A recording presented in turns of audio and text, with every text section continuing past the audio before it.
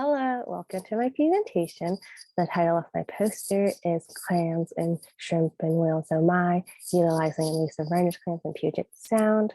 Sorry about my voice, I'm recovering from a cough right now. Now onto some background. Frictal varnish clams are a non-native species in the Pacific Northwest.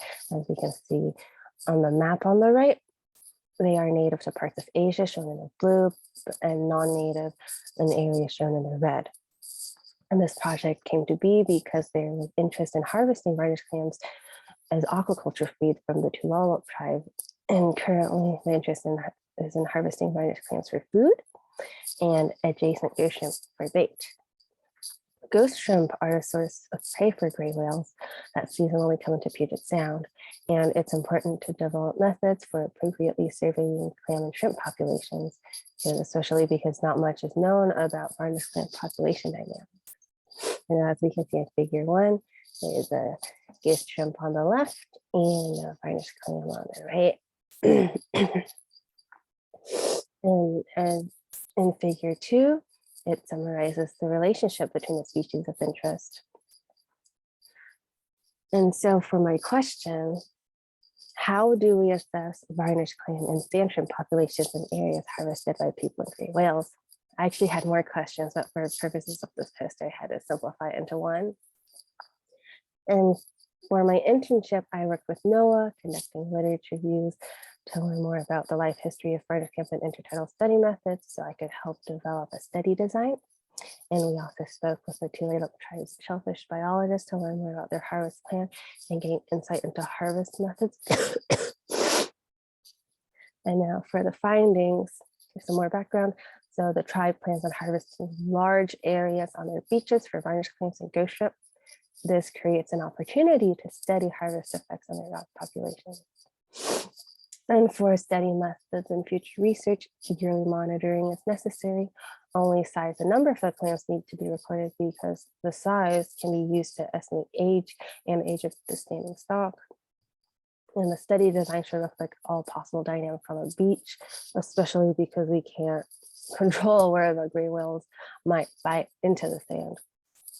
And the sampling methods used should depend on the size of the harvest area and study area. For example, PVC pipe sampling should be enough for sampling whale feeding pits because they're only about 2 by 6 feet large.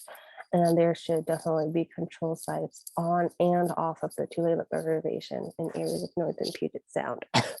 And there's also some other interesting things that I've learned but couldn't fit into this poster, such as the possibility of the tribe using harvested areas for other aquaculture opportunities, because repeated yearly harvesting could clear areas of sand shrimp, which are a nuisance to shellfish, creating viable areas. And for the broader significance, in the studies that I've read, a couple have suggested that global warming may create more favorable conditions for varnish clams. So who knows how population dynamics may change in the future.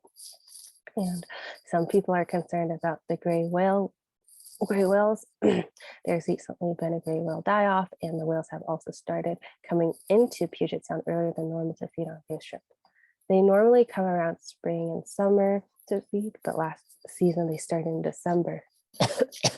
So monitoring ghost shrimp populations may be more important in the future, but based on what I've seen, I wouldn't say that their population are really concerned at the moment, but it might be a good idea to keep an eye on them because who knows if something might change later on.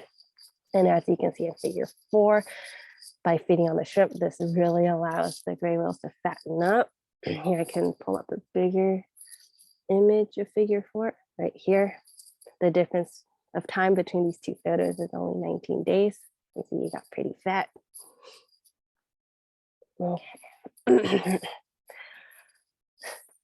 And last but not least, I would like to thank my site supervisors, Dan and Grace, my faculty advisor, Jackie, and the Tulalip Tribe's shellfish biologist, Mike, for all the help that they've given me along the way. And I would also like to thank my family, friends, and Kat for all of their support. Thank you.